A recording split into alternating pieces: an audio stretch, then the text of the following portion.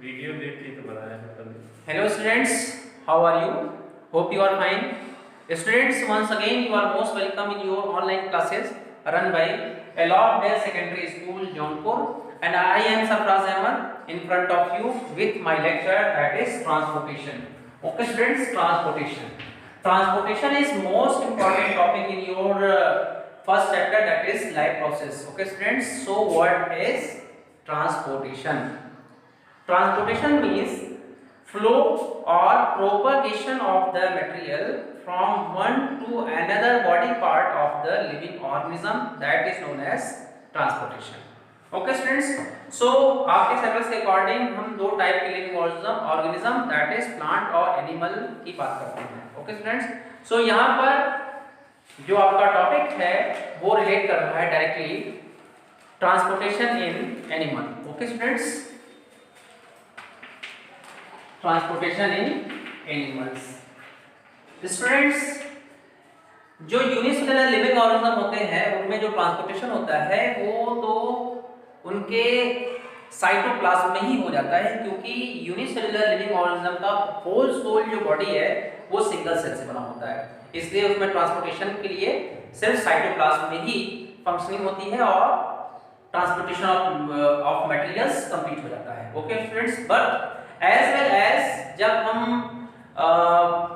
Complex animals की बात करते हैं जस्ट लाइक ह्यूमन बीइंग्स और अनदर वर्टिब्रेट्स, सो उसमें जो ट्रांसपोर्टिंग सिस्टम होता है वो थोड़ा सा कॉम्प्लेक्स हो जाता है. ओके स्टूडेंट्स, सो ह्यूमन में आपके सिलेबस के अकॉर्डिंग ह्यूमन में ट्रांसपोर्टेशन सिस्टम में पढ़ना है. Okay students, so human body में टू टाइप्स के ट्रांसपोर्टिंग सिस्टम होते हैं. पहला होता है आपका ब्लड वैस्कुलर सिस्टम और दूसरा आपका होता है lymphatic circulatory system. Okay students, हमारी बॉडी का जो ब्लड है वो कनेक्टिव टिश्यू के नाम से जाना जाता है. ओके स्टूडेंट्स, और ये हमारी बॉडी में पूरी तरीके से एक कैपिलरीज होती हैं, उनके जो कैपिलरीज हैं उन कैपिलरीज के ट्रैक में ब्लड को फ्लो करते हुए चलती हैं. ओके स्टूडेंट्स, एक जाल है पूरी बॉडी में जो पतली पतली नसों का,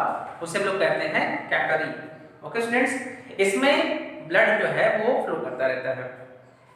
सो इन सब में ब्लड फ्लो के लिए एक प्रेशर की जरूरत पड़ेगी, जिसके लिए हमारी बॉडी में एक डिफरेंट ऑर्गन होता है that is known as heart. Okay students, so हमें यहाँ पे ह्यूमन हार्ट के बारे में पढ़ना है. ओके स्टूडेंट्स, जो फिगर आपके सामने प्लॉटेड है. ओके स्टूडेंट्स, ये हार्ट है. हार्ट कैसा होता है ह्यूमन बॉडी में कि it is a piece like structure. Piece मतलब मुट्ठी में जैसा है ना, ऐसा स्ट्रक्चर कुछ होता है और इसका अपर पार्ट थोड़ा चौड़ा और नीचे का पार्ट थोड़ा सा पतला होता है. ओके स्टूडेंट्स, जब हम ह्यूमन हार्ट का क्रॉस सेक्शन देखते हैं, मतलब उसको कट ऑफ करके क्रॉस सेक्शन देखते हैं, तब वहां पर हमें ह्यूमन हार्ट दो पार्ट में डिवाइडेड दिखता है. ओके स्टूडेंट्स, जो पार्ट है दोनों पार्ट ये एक मस्कुलर स्ट्रक्चर से डिवाइडेड होते हैं that is known as septum. This is known as septum. Okay students, इसका काम ये है कि जो राइट साइड का ब्लड है उसे लेफ्ट साइड नहीं जाने देगा और जो लेफ्ट साइड का ब्लड है उसे राइट साइड नहीं आने देगा. ओके स्टूडेंट्स, पूरी तरीके से सेपरेशन करने का काम करती है. ओके स्टूडेंट्स, और फिर जब हम इसका और इवैल्यूएशन करते हैं इस हार्ट का, तो हम देखते हैं यहाँ पर कुछ आपको दबा हुआ पार्ट दिखाई देता है, ये दबा हुआ पार्ट दिखाई देता है, यहाँ पे दबा हुआ पार्ट और यहाँ पर चार दबे हुए पार्ट आपको दिखाई देते हैं that is known as chambers. Okay students, तो आप ये कह सकते हैं ह्यूमन हार्ट दो पार्ट लेफ्ट और राइट साइड में बटा होता है और इसके अंदर चार चैम्बर्स पाए जाते हैं. ओके स्टूडेंट्स, अब यहाँ पर चैम्बर्स में देखते हैं सम आपको यहाँ पे सर्कुलर स्ट्रक्चर दिखाई देती है. This circle, this is these are known as valve. Okay students, valve क्या होते हैं? Some specific structure which allow to flow the material in particular direction. Okay students, it may be unidirectional और bidirectional, but जो valve होते हैं वो uni और by दोनों हो सकते हैं, बट जो ह्यूमन बीइंग्स में जो हार्ट हम लोग पढ़ते हैं, हार्ट में यूनिडायरेक्शनल फ्लो होता है, मतलब एक ही तरफ से फ्लो होगा. अगर ब्लड एक तरफ से आ गया फिर वापस उसको जाने के लिए अलाउ नहीं है। ओके स्टूडेंट्स, ब्लड एक तरफ से आएगा और अब दूसरे वाल्व से ही वो दूसरी तरफ जा सकता है, अदरवाइज नहीं। ओके स्टूडेंट्स, हमारी बॉडी में जो मेटाबॉलिक प्रोसेस होती है जिसमें फूड का कंप्लीट ऑक्सीडेशन होता है और कार्बन डाइऑक्साइड जनरेट होती है, तो कार्बोक्सीजनेटेड ब्लड जो होता है वो पूरी बॉडी से, होल बॉडी से निकालकर पहुंचाया जाता है हार्ट तक। ओके स्टूडेंट्स, हार्ट तक पूरी बॉडी में ये ब्लड लाया जाएगा, क्योंकि अभी ये ब्लड जो है वो इम्प्योर होता है क्योंकि इसके अंदर कार्बन डाइऑक्साइड होती है। ओके स्टूडेंट्स, तो यहाँ पर जो शेडेड फॉर्म दिखाया गया है, ये शेडेड फॉर्म जो होते हैं वो कार्बोक्सीजनेटेड हीमोग्लोबिन वाले ब्लड को बताया गया है, और यहाँ पे जो अनशेडेड पार्ट है, जो शेड नहीं किया गया है, उसको ऑक्सीजनेटेड हीमोग्लोबिन वाला ब्लड कहा जाएगा। ओके स्टूडेंट्स, इसको दिमाग में रखिएगा, शेडेड पार्ट को कार्बोक्सीजनेटेड मतलब कार्बन डाइऑक्साइड वाले ब्लड के फॉर्म को हम लोग समझेंगे। ओके स्टूडेंट्स, यहाँ पर इंफीरियर वेना कावा होती है जो पूरी बॉडी से ब्लड को ले आके सुपीरियर वेना कावा तक लाती है, उसके बाद वहां से फिर उसके बाद हार्ट में ब्लड की एंट्री होती है, और अलग अलग कुछ नलियां होती हैं, कुछ पाइप्स होती हैं जिसके थ्रू ब्लड आता है। ओके स्टूडेंट्स, सो यहाँ पर जो अलग अलग पाइप्स हैं जो शेडेड हैं, जहां से ब्लड हार्ट में एंट्री कर रहा है, उसे हम लोग कहते हैं pulmonary vein. Okay students, pulmonary veins ये कार्बोक्सीजनेटेड ब्लड को हार्ट तक लाने का काम करती है। Okay students, first of all ये ब्लड इनलेट होता है इस वाल्व से, इनलेट वाल्व के थ्रू आपका जो अपर सेक्शन है दबा हुआ पार्ट, जिसे हम कहते हैं राइट एट्रियम। ओके स्टूडेंट्स, ये पार्ट दबा हुआ इसे कहते हैं राइट एट्रियम।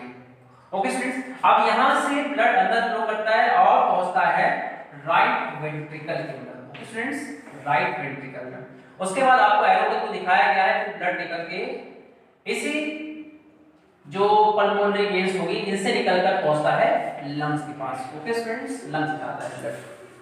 यहां पर लंग्स में एक्सचेंज ऑफ गैसेस पार्टिसिपेट होते हैं और कार्बन डाइऑक्साइड जो है लंग्स में एंट्री हो जाता है और लंग्स में जो ऑक्सीजन होता है वो ब्लड में मिक्स अप हो जाता है और ब्लड ऑक्सीजनेटेड हीमोग्लोबिन के फॉर्म में कैरी करने लगता है। ओके स्टूडेंट्स, अब यहाँ पे ऑक्सीजन जो है कैरी कर रहा है, तो फ्रॉम लंग्स टू फिर ब्लड को हार्ट में इंजेक्ट कराया जाता है।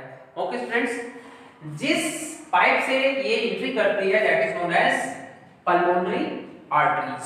ओके स्टूडेंट्स, अब फ्रेश ऑक्सीजनेटेड ब्लड हार्ट में एंट्री करता है, तो जो ऊपर लेफ्ट साइड का जो एक दबा हुआ पार्ट था that is known as left atrium, यहां पे एंट्री करता है। उसके बाद ब्लड लेफ्ट वेंट्रिकल में आता है, उसके बाद एरो के थ्रू आपको दिखाया गया कि आउटलेट वाल्व, यहां पर आउटलेट लिखा हुआ है, आउटलेट वाल्व के थ्रू फिर वही पल्मोनरी आर्टरीज के थ्रू ब्लड पूरी बॉडी में सप्लाई कर दी जाती है। ओके स्टूडेंट्स, तो इस तरीके से ब्लड एंट्री होना, उसके बाद लंग्स तक जाना, लंग्स से फ्रेश ब्लड निकल के फिर हार्ट तक आना और हार्ट से फिर ब्लड निकल के बॉडी तक सप्लाई हो जाती है। ओके स्टूडेंट्स, सो यहाँ पर ये तो आपको फंक्शन समझ में आ रही है, बट ये होता कैसे है कि ब्लड, ये जो हार्ट होता है, हार्ट हमारा कार्डियक सेल से बना होता है और कार्डियक सेल की ये खासियत है कि ये कॉन्ट्रैक्ट और एक्सपैंड होता रहता है। ओके स्टूडेंट्स, ये डायस्टोल और सिस्टोल की स्टेट को शो करता है, systole diastole, systole diastole, contraction रिलैक्शन, contraction रिलैक्शन। Okay students, अब ये जो प्रोसेस है ये हाफ सेक्शन में होता है, मतलब हाफ हार्ट में अगर कॉन्ट्रैक्शन होगा तो अदर वाले में एक्सपेंशन होगा और अदर वाले में अगर कॉन्ट्रैक्शन होगा तो फर्स्ट वाले में एक्सपेंशन हो जाएगा। ओके स्टूडेंट्स, इसकी वजह से होता क्या है कि अंदर जो हार्ट का जो स्पेस है, उस स्पेस में जब एक्सपेंशन होता है तो अंदर वैक्यूम क्रिएट हो जाता है, जिसकी वजह से ब्लड अंदर की ओर एंट्री कर जाती है और जब कांटेक्ट करेगा तो प्रेशर बढ़ जाएगा, जिसकी वजह से ब्लड आगे की तरफ फ्लो कर जाता है। ओके स्टूडेंट्स, तो यहाँ पर ये जो फंक्शनिंग है, एक बार जब ये एक्सपेंड होता है तो ब्लड से जो इम्प्योर ब्लड है बॉडी का वो हार्ट में एंट्री करता है। ओके स्टूडेंट्स, उसी जो एक्सपेंड वाली कंडीशन है उसी टाइम यहाँ वाला पार्ट होता है वो कॉन्ट्रैक्ट कर जाता है, मतलब इसके अंदर का जो ब्लड होगा फ्रेश वाला ब्लड निकल के चला जाएगा बॉडी में। ओके स्टूडेंट्स, उसके बाद जब ये कॉन्ट्रैक्ट करता है, लेफ्ट और राइट वाला पार्ट कॉन्ट्रैक्ट करता है, तो जो इम्प्योर ब्लड होता है वो पहुंच जाता है लंग्स में। लंग्स में फिर जो फ्रेश वाला ब्लड होता है वो इस पार्ट के एक्सपेंड करने की वजह से इंक्रीज कर जाता है। फिर जब ये कॉन्ट्रैक्ट करेगा तो जो फ्रेश वाला ब्लड है फिर वो बॉडी में चला जाएगा और तब तक यहाँ पे जब ये कॉन्ट्रैक्ट करेगा तो ये एक्सपेंड करेगा, जब ये एक्सपेंड करेगा तो इम्प्योर ब्लड फिर इंक्रीज हो जाएगा।